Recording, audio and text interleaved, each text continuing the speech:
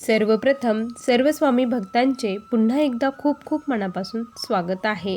जिथे स्वामी पाय तिथे न्यून काय, स्वयं भक्त प्रारब्ध घडवी हिमाय। या वाक्याची प्रचिती देणारा आजचा खूप सुंदर असा अनुभव आहे। हा अनुभव जो कोणी ऐकत असेल तो खरंच खूप भाग्यवान आहे, कारण स्वामींच्या असे गुणांचं वर्णन ऐकायला सुद्धा भाग्य लागतं। हा अनुभव ऐकताना प्रत्येक स्वामी भक्ताच्या अंगावरती शहारे येणार आहे आणि डोळ्यातून नकळतपणे अश्रू देखील येणार आहे। चला तर मग या सुंदर अशा अनुभवाला सुरुवात करूया। तत्पूर्वी तुम्ही जर आपल्या या चॅनलवरती नवीन असाल तर सबस्क्राईब करायला विसरू नका, कारण असेच रोज स्वामी आईंचे नवीन अनुभव या चॅनलवरती येत असतात। ताई म्हणतात, सर्वप्रथम सर्वांना श्री स्वामी समर्थ।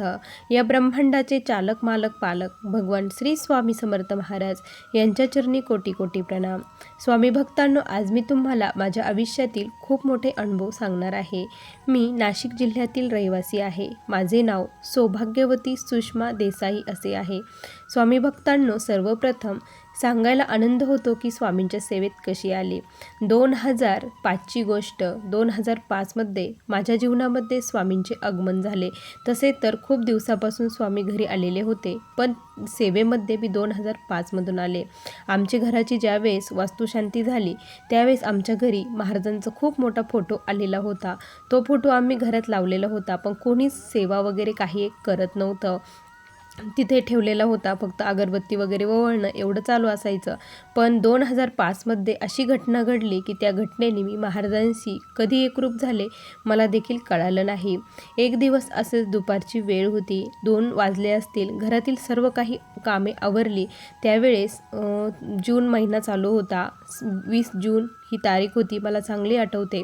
त्या दिवशी मी बसलेली असताना एक आजोबा अचानक आमच्या घरी आले आणि त्यांनी टोपी घातलेली होती, पायजामा शर्ट घातलेला होता आणि ते आले आणि डायरेक्ट मला म्हटले की उद्या तुझं जे काही काम आहे ते होणार आहे असं म्हटले। आणि मला मी पूर्णपणे गोंधळून गेली की हे असं का बरं बोलत आहे काय, कारण मला खूप दिवसाची इच्छा होती की महाराजांचं म्हणजे जे संक्षिप्त गुरुचरित्र असतं ते वाचण्याची इच्छा होती माझी, कारण खूप दिवसापासून मी त्याचे व्हिडिओ बघितलेले होते आणि मला तो ग्रंथ कुठेच मिळत नव्हता। आणि त्यावेळेस ते आजोबा आले आणि तुझी उद्या खूप मोठी इच्छा पूर्ण होणार आहे असं ते म्हटले। मला तर काहीच कळलं नाही माझी कुठली इच्छा काय आहे, मी पूर्ण विसरून गेलेली होती, खूप दिवसापूर्वी मी ते बोललेली होती असं म्हटले। मग मी त्यांना पाणी चहा वगैरे केला, चहा दिला, पाणी दिलं आणि ते म्हटले की आता मी जातो म्हणे, नंतर एका दिवशी पुन्हा येईन। मी त्यांना म्हटलं की थांबा, थोडा वेळ थांबा आणि हे करा, तर ते म्हटले नाही, मी नंतर कधीतरी पुन्हा येईल म्हणे असं म्हटले आणि ते गेले। मी रात्रभर विचार करत राहिले की माझी कुठली इच्छा उद्या पूर्ण होणार आहे, अशी कोणती इच्छा आहे इच्छा तर खूप होत्या, पण आता कुठली होणार आहे। हे आजोबा असं का म्हटले, पण म्हटलं हे काही फेक असेल, कोणीही येतं काही सांगतं, असं कुठं होतं का असं माझ्या मनामध्ये आलं। पण दुसऱ्या दिवशी सकाळी जे घडलं ते बघून मला खूप मोठा धक्का बसला, कारण माझी जी बहीण होती अचानक तिने काही सांगितलं नाही, काहीच नाही, आणि अचानक ती माझ्या घरी आली।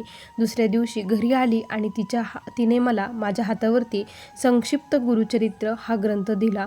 त्यावेळेस मला काही कळेनाच, मी पूर्ण गोंधळून गेली। मी तिला म्हटलं, तुला कसं माहीत की मला हे पाहिजे आहे आणि तू माझ्यासाठी का बरं घेऊन आलीस असं मी तिला म्हटले। त्यावेळेस ती म्हटली, अगं मी असंच बुक घेत होते आणि मला काय माहिती काय आतमधूनच असं वाटलं की तुझ्यासाठी हे घ्यावं म्हणून मी घेतलं आणि आली म्हटलं। आणि तिने फोन वगैरे काहीच केला नाही आणि अचानक आली आणि त्यावेळेस मला कळालं की ते आजोबा जे काही म्हणत होते तुझी खूप मोठी इच्छा पूर्ण होणार आहे, ती इच्छा ही होती। आणि मग तेव्हापासून मला कळालं की नाही, मग मी ते संक्षिप्त गुरुचरित्र पारायण केलं, त्यामध्ये मी 7 पारायण केले आणि मी जी मागितलं होतं ती इच्छा माझी पूर्ण झाली। त्यानंतर आपोआप माझ्या मोबाईलवरती महाराजांचे स्टेटस व्हिडिओ आपोआप मला येऊ लागले, स्वामी संदेश अनुभव, ते ऐकून मी महाराजांशी पूर्णपणे एकरूप झाले आणि त्यांच्या सेवेत कधी आली कसं आलं मला कळलंच नाही। मी स्वामींची सेवा करू लागले। 3 अध्याय, 11 माळी, तारक मंत्र ह्या सेवा माझ्या सुरू झाल्या आणि खूप प्रचिती येत गेली।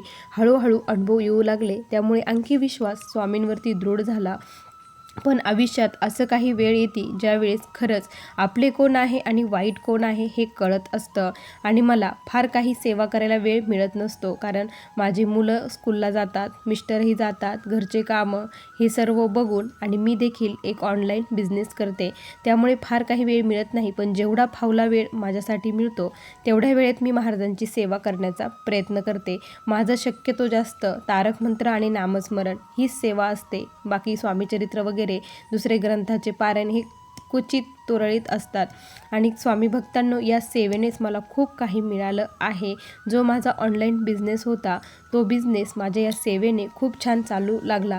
अगोदर हा बिझनेस चालत नव्हता, पण आता तो बिझनेस खूप छान चालू लागला. त्यामुळे मला खूप छान वाटत होतं आणि एक एक दिवस माझा आनंदात जाऊ लागलेला होता. पण ते आजोबा म्हटले होते, मी पुन्हा एकदा तुझ्या घरी येईल. ते आजोबांची आता मी खूप आतुरतेने वाट बघत होते, कारण मला कळालं होतं ते दुसरं तिसरं कोणी नव्हतं, ते माझे स्वामी होते. स्वामी भक्तांनो, आम्ही मूळचे हे अहमदनगर जिल्ह्यातील आहोत, पण कामानिमित्त माझे मिस्टर इकडे असल्यामुळे आम्ही इकडे आलेलो आहोत. त्यामुळे काय झालं की गावाकडे जाण्याचा आमचा योग आला. गावाकडे आम्ही आलो आणि खूप मोठी यात्रा गावची होती. त्या गावच्या यात्रेमध्ये आम्ही सर्वजण गेलो आणि तिथे गेल्यानंतर काय झालं की माझी मुलगी ही याच्यावरून जे रहाड पाळणे असतात त्या रहाड पाळण्यावरून खाली पडली. जी खाली पडली तिला खूप मार लागला आणि तिचा हात पाय दोन्ही फ्रॅक्चर झाले. ती हात पण धरत नव्हती आणि पाय पण धरत नव्हती. हे खूप मोठं संकट आमच्यावरती त्यावेळेस ओढवलं होतं. मी महाराजांचा धावा करत होती आणि आम्ही हॉस्पिटलला तिला घेऊन गेलो. कंटिन्यू नामस्मरण माझं तिचं चालू होतं. मग डॉक्टरांनी सांगितलं की ऑपरेट करावं लागेल, कारण दोन्ही पण फ्रॅक्चर आहेत, म्हणून ऑपरेशन करून होईल म्हणून असं सांगितलं. मग ऑपरेशनसाठी तिला घेण्यात आलं. एवढ्या जीवाला एवढा मोठा त्रास, मला खूप म्हणजे भीती वाटायची, खूप वाईट वाटायचं की तिच्यासोबत हे असं घडत आहे. पण महाराज आहे म्हणून विश्वास होता आणि त्या संकटातून महाराजांनी आम्हाला बाहेर काढलं. आणि जे काही पैसे लागणार होते ते फार काही लागले नाही. महात्मा ज्योतिबा फुलेमधून तिचं व्यवस्थित सर्व काही झालं आणि ते ऑपरेशन झालं आणि 1 महिन्यामध्ये ती व्यवस्थित बरी झाली. पण यावरतीच आपलं थांबत नाही, कारण आयुष्यात जे घडणार असतं ते घडणारच असतं. फक्त स्वामींच्या कृपेने त्या लढण्यासाठी आपल्याला ताकद मिळत असते स्वामी सेवेने, कारण भोग हे भोगूनच संपावे लागतात असं कळालं. पण त्यावेळेस काय झालं स्वामी भक्तांनो, 2018 साली जो करोना आला त्यामध्ये आमचं पूर्णपणे आयुष्य बदलून गेलं. कारण माझ्या मिस्टरांचाही जॉब गेला आणि मी जे करत होते त्यामध्येही मला फार काही मिळत नव्हतं. त्यामुळे खायचे देखील वांदे आमचे होऊ लागले होते. इतकी बिकट परिस्थिती आमच्यावरती त्यावेळेस ओढवली होती. आणि त्यानंतर काय झालं स्वामी भक्तांनो, आयुष्यामध्ये एवढं मोठं दुःख येईल असं मला कधीच वाटलं नव्हतं. त्यावेळेस माझा मुलगा फक्त 5 वर्षाचा होता आणि त्यावेळेस काय झालं की माझे मिस्टरांचे जे आई वडील होते ते रिलेटिव्हचं लग्न होतं. त्यांनी खूप हट्ट धरला की तुम्ही पण या म्हणून, आणि आम्ही तिथे गेलो. लग्न वगैरे झालं आणि माझे जे सासरे आहे त्यांना कोरोना झाला, ते पॉझिटिव्ह आले. माझे मिस्टर त्यांना सर्वत्र घेऊन फिरले, हॉस्पिटलाइज केलं. त्यानंतर माझ्या सासूबाईलाही झालं. खूप धावपळ त्यावेळेस चालू होती. पण त्यामध्ये माझे सासरे हे एक्सपायर झाले आणि सासूबाई देखील एक्सपायर झाल्या. दोघंही गेले. आमच्यासाठी तो खूप मोठा धक्का बसले होता. मग आम्ही त्यांचं सर्व काही करून आम्ही पुन्हा इकडे आलो. इकडे आल्यानंतर माझे मिस्टर हे डिप्रेशनमध्येच गेलेले होते, कारण अचानकच दोन्ही छत्र आमच्यावरचे हरवले होते. त्यामुळे खूप वाईट दुःख वाटत होतं. महाराजांनाही त्यावेळेस खूप विनंती केली, पण त्यांचं आयुष्य तेवढंच होतं. त्यानंतर माझे मिस्टर ज्यावेळेस त्यांचा अंतिम संस्कार वगैरे हे केलं, त्यांनी कुठलीच काळजी घेतली नाही. आणि त्यानंतर मी पॉझिटिव्ह आले. मी पॉझिटिव्ह आल्यानंतर मी घरीच क्वारंटाईन होते आणि माझे मिस्टर त्यानंतर 2-3 दिवसांनी त्यांना देखील खूप टेम्परेचर आलं. जवळपास 104 डिग्री त्यांचं टेम्परेचर होतं. टेम्परेचर काही केल्या उतरतच नव्हतं. त्यावेळेस खूप भीती वाटली की आता काय करायचं, कारण मी जवळपास कवर झाले होते. धुमावती तीर्थ मी रोज घरी बनवत होते, धुमावती तीर्थ मी देत होते, पण काहीच एक उपयोग होत नव्हता. त्यांची प्रकृती दिवसेंदिवस बिघडत चालली होती. 2-3 दिवसातच त्यांना खूप विकनेस आला आणि त्यांचं ऑक्सिजन लेवल ही फार कमी झाली. मग आम्ही त्यांना हॉस्पिटलला घेऊन गेलो. ज्यावेळेस हॉस्पिटलला घेऊन गेलो ते म्हणायचे की मला खूप त्रास होत आहे आणि त्यांची ऑक्सिजन लेवल जवळपास 14, 16, 17 अशी आली. त्यावेळी डॉक्टरांनी सांगितलं की यांना व्हेंटिलेटरची फार गरज आहे आणि त्या हॉस्पिटलमध्ये व्हेंटिलेटर हे उपलब्ध नव्हतं. मग डॉक्टरांनी सांगितलं, तुम्ही ताबडतोब यांना व्हेंटिलेटरवर जिथे असेल उपलब्ध तिथे हलवा, नाहीतर तुम्ही यांना गमावताल, असं म्हटलं. मी महाराजांकडे खूप धावा करत होती, खूप प्रार्थना चालू होती. मग ॲम्ब्युलन्स बघितली आणि खूप साऱ्या हॉस्पिटलमध्ये फोन केले. सर्वत्र आम्हाला नाही नाही असाच रिस्पॉन्स येत होता. आता काय करायचं? खूप मोठा प्रश्न आमच्यापुढे उभा राहिलेला होता. मग महाराजांपुढला कळकळून विनंती केली, महाराज यांना वाचवा, कुठेतरी मिळू द्या, बेड मिळू द्या. यांची परिस्थिती ही खूप क्रिटिकल होत चाललेली आहे. आणि एका ठिकाणी पॉझिटिव्ह रिझल्ट आला की तिथे व्हेंटिलेटर आहे, पण त्यांनी देखील आमच्याकडून एक्स्ट्रा पैसे घेतले. पैसे आम्ही द्यायला तयार होतो, पैसे दिले. आम्ही मग ॲम्ब्युलन्समध्ये माझ्या मिस्टरांना घेऊन चाललो. त्यावेळेस मी त्यांच्या नाडीवरती श्री स्वामी समर्थ महामृत्युंजय मंत्राचा जप करत होते. महामृत्युंजय जप करत असताना त्यांचा हे कॉन्स्टंट जो ऑक्सिजन लेवल होती ती कॉन्स्टंट राहायची. त्यावेळेस मला खूप समाधान वाटलं की नाही, स्वामी आहेत, सर्व काही व्यवस्थित आता आपलं होणार आहे, असं मला वाटत होतं. त्यानंतर आम्ही हॉस्पिटलला गेलो. तिथे गेलो, त्यांना व्हेंटिलेटरवर ठेवलं. त्यांना प्रचंड त्रास होत होता. माझं कंटिन्यू नामस्मरण, तारक मंत्र ह्या सेवा कंटिन्यू सुरूच होत्या. मी अजिबात बंद केल्या नाही. मी अक्षरशः जेवणसुद्धा केलं नव्हतं. हे 2-3 दिवस झाले माझं अन्नाचा पाण्याचा कणसुद्धा पोटात नव्हता. सारखा महाराजांचं नामस्मरण धावा चालू होती. आणि 2-3 दिवसामध्येच त्यांना थोडंसं व्यवस्थित वाटलं आणि ते थोडंसं जेवायलाही लागले. त्यावेळेस मला बरं वाटलं आणि मग मी देखील महाराजांना साकडं घातलं होतं की हे जर बरे झाले तर आम्ही लगेच अक्कलकोट दर्शनाला येऊ म्हणून असं म्हटलं. आणि मग 4-5 दिवसात त्यांना बरं वाटलं. 8 दिवसांनी आम्ही घरी आलो. घरी आल्यानंतर ते एकदम व्यवस्थित बरे झाले स्वामींच्या कृपेने. त्यानंतर घरी आल्यानंतर त्यांना खूप विकनेस होता आणि त्यांना थोडासा त्रास होतच होता आणि इंजेक्शनही खूप महागाचे दिलेले होते. आमच्यावरती खूप सारा कर्जाचा डोंगर देखील त्यावेळी झाला होता, पण माणूस वाचला ही आमच्यासाठी खूप महत्त्वाची गोष्ट होती. स्वामींनी या मोठ्या संकटातून आम्हाला अलगद बाहेर काढलं आणि माझ्या मिस्टरांना जीवदान दिलं. कारण त्यांची ऑक्सिजन लेवल बघून आणि त्यांच्या जवळ जे इतरत्र पेशंट होते ज्यांची ऑक्सिजन लेवल एवढी कमी झालेली होती, त्यातील एकही जण वाचलेला नव्हता. हे बघून खूप भीती वाटत होती, पण महाराजांनी वाचवलं.